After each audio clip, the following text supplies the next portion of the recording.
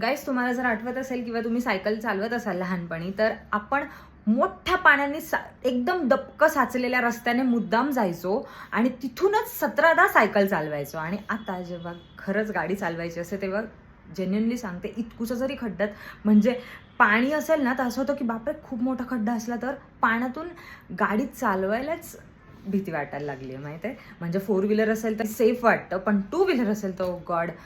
लहानपण भारी होतं ना, भीती वगैरे काहीच नव्हतं, काही नव्हतं. फट्टू झालो आपण मोठे झालो तर. आपला राजू रस्तो घेऊन गेला. आपण लहानपणी रांचे होतो यार.